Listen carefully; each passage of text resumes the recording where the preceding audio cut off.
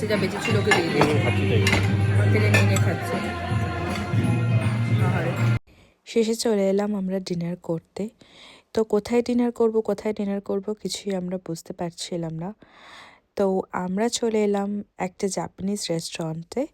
তো সেটার নাম হলো ওয়াগা মামা। তো এখানে চিকেন কাতসু কারি ভীষণ ফেমাস একটা ডিশ জাপানিজদের। তো আমরা ভাবছি কি অর্ডার দেব। তো যেহেতু আমরা কাতসু কারি বেশ অনেকবার খেয়েছি আর সববার এলেই আমরা কাতসু কারিটাই প্রথমে প্রেফার করি।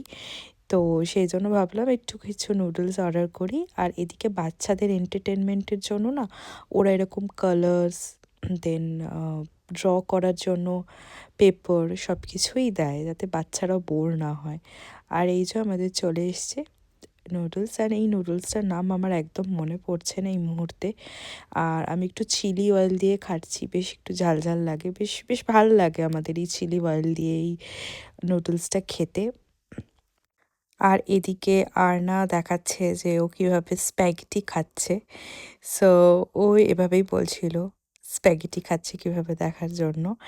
তো বেশ সুইট লাগছিল একটুখানি ছোট ছোট। শেষে আমার দ্বারা চপস্টিক্স দিয়ে খাওয়া হলো না, কারণ প্রচণ্ড খিদে পেয়ে গেছিলো। আর যেটা করতে পারছিলাম না সেটা শুধু শুধু তো ট্রাই করে লাভ নেই, যেটাতে কমফর্ট সেটাতে করে খাওয়াই বেটার।